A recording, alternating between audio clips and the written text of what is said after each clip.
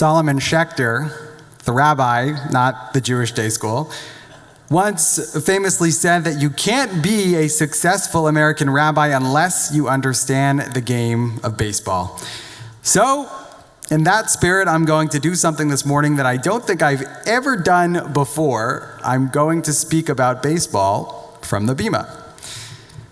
Last week, the Houston Astros defeated the Philadelphia Phillies in Game 6 of the World Series, clinching the title for only the second time in the history of their franchise. And when that happened, exactly a week ago today, it was an extremely difficult day for fans of the Phillies. Despite the fact that they have been a team since 1883, the Phillies have only won the World Series twice. Once in 1980 and once in 2008. Sam, it's even harder to be a Phillies fan than it is to be a Knicks fan. The Phillies are a team that is historically associated with losing. They were the first American sports franchise to amass over 10,000 losses, and they hold the world record for the most losses ever by a single team in all of professional sports anywhere in the world. And so that, I think, is what made the experience all the more painful for Phillies fans. It looked like maybe things were finally going to be going their way, like they might win the World Series for the third time since 1883, only the third time, and then it all came crashing down. But the truth is, the most difficult moment for the Phillies wasn't the moment that they lost to the Astros. The most difficult moment has actually been this past week. The days that followed the loss. Because now the Phillies have had a week to think about and reflect upon and analyze what went wrong and how it could have gone differently and how, in retrospect, maybe they could have possibly salvaged winning the World Series. The most difficult part of any trial in life isn't the trial itself, but it's the aftermath. Which brings us to this morning's Torah portion. This morning we read Parshat Vayera, which contains the story of the Akedah, the binding of Isaac, quite possibly the most commented upon 20 verses, not only in the Hebrew Bible, but maybe in the entire Western literary canon. We all know the story well. God commands Abraham to sacrifice his son Isaac on Har Moriah, Mount Moriah. And Abraham agrees to kill his own son, and he's about to go through with it, but at the last possible moment, just before Abraham is about to sacrifice Isaac on the altar, an angel intervenes and stays his hand, and a ram is sacrificed in Isaac's place. The Rabbi, the great 18th century Hasidic master, was once asked, what was the most difficult moment of the Akedah? Was it the moment when God first commanded Abraham to take his son, the one whom he loves, and sacrifice him on an altar on a mountaintop? Was it the moment when Abraham actually bound his son on the altar? Or was it the moment when he unsheathed his knife just moments before the sacrifice was to take place? And the Rabbi says, no, it was none of those moments. The most difficult moment of the Akedah was coming down the mountain. It wasn't the trial itself that was so difficult, but rather the aftermath of the trial, because it was only after the Akedah that Abraham had the time to come to terms with and try and understand and live with what he had done and the decision that he had made. It was only after the Akedah, while coming down from the mountain, that Abraham had the wherewithal to think about and try and derive meaning from the Akedah, and to dwell upon what lessons, if any, could possibly be learned from that experience.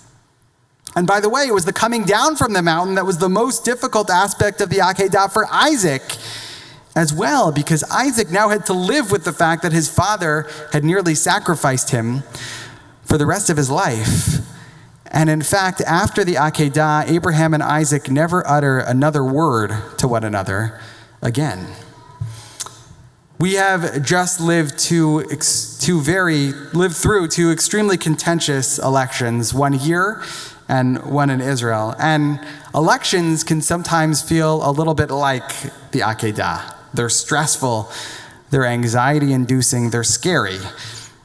But the truth is, the most difficult part of an election isn't the election itself, it's the aftermath of the election. It's the coming down from the proverbial mountain.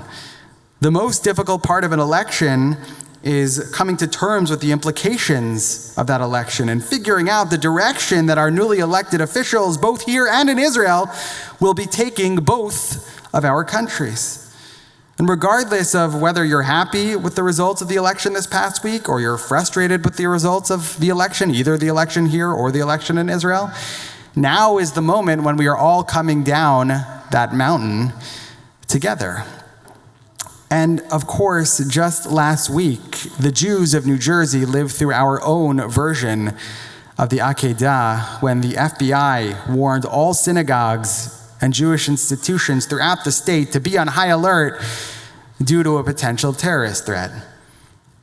And when that threat was mitigated, we all breathed a collective sigh of relief, just as Isaac, as Yitzchak, must have breathed a great sigh of relief when the angel stayed Abraham's hand and his life was saved.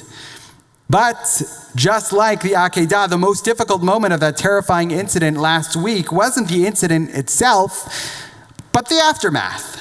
It's this week, right now. How do we come to terms with and make sense out of what happened in our community last week?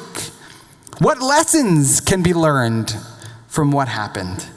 Is last week's incident an indication that American Judaism is entering a terrifying new stage? A stage that will be defined by threats and violence and hatred towards our people? And if that is the case, what can we do right now at this pivotal moment to help change the tenor of the atmosphere before it's too late? What can we do to ensure that we come to live in a world defined not by hatred, but only by love? Although Isaac never spoke to Abraham again after the Akedah, he did not become a completely bitter and angry person. In fact, Elie Wiesel points out that Isaac is the paradigm for how all people should aspire to respond to trauma and tragedy. As Elie Wiesel writes in his book, Messengers of God, what happened to Isaac after he left Mount Moriah, he became a poet, the author of the Mincha service, and he did not break with society. He should have aspired to wandering, to the pursuit of oblivion. Instead, he married, he had children, and he refused to allow fate to turn him into a bitter man. In Hebrew, Isaac's name, Yitzchak, means he will laugh. As the first survivor in Jewish history, Isaac teaches us, the future survivors of Jewish history, that it is possible to suffer and despair an entire lifetime and still not give up the art of laughter. That's how Yitzchak came down the mountain. We all live through moments of trial and tribulation and hardship in our lives, but those moments of trial are actually not the most significant moments. As the Kotzker Rabbi teaches us, what comes to define us most as human beings is what we do in the wake of those moments of hardship. How we grapple with and come to terms with and learn from the great trials and tribulations of our lives. What matters most is not what happens when we are on top of the mountain. What matters most is what happens when we come down from the mountain. Shabbat Shalom. We rise now for Chatzi Kaddish.